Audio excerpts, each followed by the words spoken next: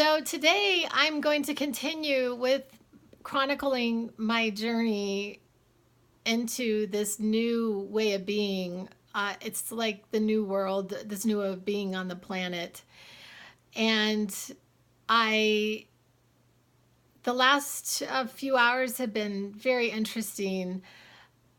As I had said in the last video, part of this has been about death, seemingly death, and and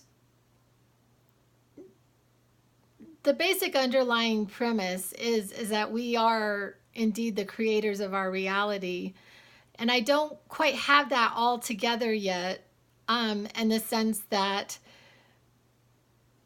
it is my belief that God knows us so intimately that he knows what we want before we even ask. He, I don't really like to get so caught up in gender, but I use the word he um, regarding God. And so I'm just going to continue to do that, although I know that that may offend some people. It's just the way that I see it. So anyway, which could be wrong.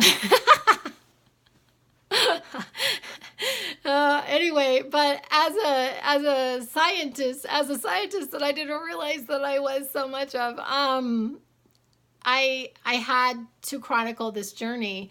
And in the last 24 hours, or the last even few hours, I've been continuing with this thought about seeming death, because it is such a really, really horrible experience. I think the loss of somebody through death, or through them choosing to not love you, are two very, very painful experiences. And you can lose your house, you can lose, things around you, jobs, whatever. But the things that we love the dearest, when they are gone, it is suffering. And and then this idea that, okay, so don't have attachments, have no attachments. And I feel I've thought about this a lot, and it's very, very interesting, like that our whole bodies are set up for attachment. They're actually set up, we are set up hormonally to form attachments. When a baby is born and a mother gets oxytocin and all of these bonding hormones from nursing and birthing and physical touch, and babies that are not held actually die or are irreversibly damaged. The children that were in orphanages that were just swaddled and not held, they did not thrive. I mean, children who are born into and are taken care of thrive. So it just only makes sense that we would form attachments, because we really need each other. It is together that we are able to thrive in life, is for each other. For, in my case, like my children, my family, my sisters, my nieces, nephews, the aunts, uncles, grandparents, our tribe, our extended tribe, our animals, our plants. And on that note, so I have been vocal about the fact that I watch YouTubes. I watch a lot of YouTubes. I try not to watch, like an extensive, I may watch YouTubes for maybe 45 minutes a day or less, probably less, maybe a half an hour. So I don't consider that really bad, but I watch really, really fabulous ones, and that are really life affirming and amazing. And yes, the other day I had happened to run into one, and Megyn Kelly had interviewed this woman who had died. She had died, her heart had stopped, she died in her husband's arms. She was taken to the hospital. She had a doctor who categorically would not give up on her. She was pronounced dead. She was dead, supposedly dead, for 90 minutes, and she is alive now to talk about it.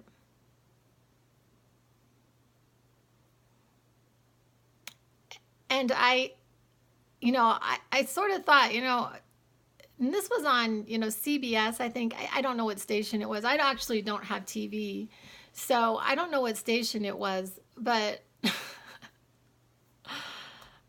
that's amazing. That is so amazing. This woman supposedly died for 90 minutes and is back living in her body. And it was the belief of this doctor who would not give up. He would not give up on her. This doctor saved her life. Well, the aspect of God in this doctor saved her life. But anyway, so I've been continuing to think about this idea of us not like death, and I'm not really sure how it all works. I really don't, there's so much mystery for me, but it is my understanding that we create it, aside from accidents, which I'm not really sure about that, because where I live, 19 firefighters were ripped out of their bodies in a fire, and I'm really empathic, and so I really felt the grief for them of just being ripped out. They had no idea this was coming, and their soul was really torn. There's of course recovery, but it just left our community and the firefighters and the family, everyone just ripped apart. And so I don't understand that, and I don't beg, because I'm not God, so I don't know all of this stuff. But what I do know is that a good percentage of the time we leave our bodies because our bodies wear out. They just, our body wears out, and we get tired, and maybe we go in our sleep, or I don't know. Some people, for all different reasons, heartbreak, all different reasons, people pass, but if they had a choice, I think there's a whole lot of people who would choose not. And if they, and it's my understanding that I've seen, science is getting to a place where they can use stem cells and your own stem cells, and perhaps make your own heart, make your own liver, and do these transplants. I had seen on National Geographic. I haven't actually read it or watched it yet, but this woman got a face transplant. Isn't that amazing? So as living longer, but also I'm not really sure exactly where our soul goes. There's this presumption that we cannot, we've heard somewhere in the Bible, it talks about this veil. And I will say that we do have to test things out there, because I had said in a previous video, that some of these things have been really scary. I've been hearing a lot of fear, and with God, there's no fear. So you sort of have to test it. And so I can understand, when I'm asked, how do you know that it's not a demon?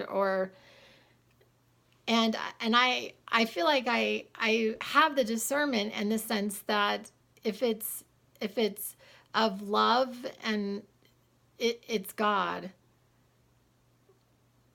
So anyway, on a smaller note, but it was actually somewhat miraculous to me.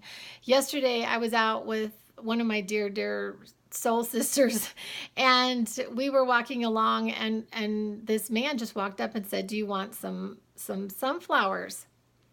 And I said, I said, sure, because I'm not going to pass up sunflowers.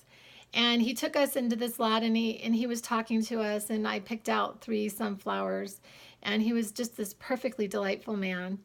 And then my friend and I just kept going that day, and I had left the sunflowers in my car. And she said, "Well, what did you do with the flowers?" I said, "I left them in the car." And she was like, that the flowers were going to die.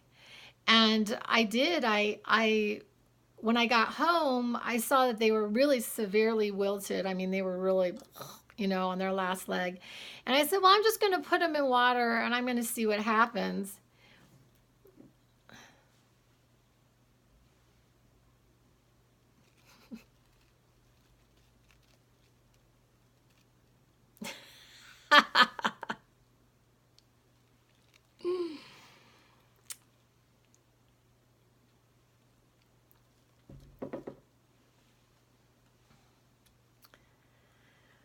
So I certainly don't have all of the answers. I live in a lot of mystery, but I just wanted to entertain this, and this is something that is really on my mind, and I will come back with other inspirations.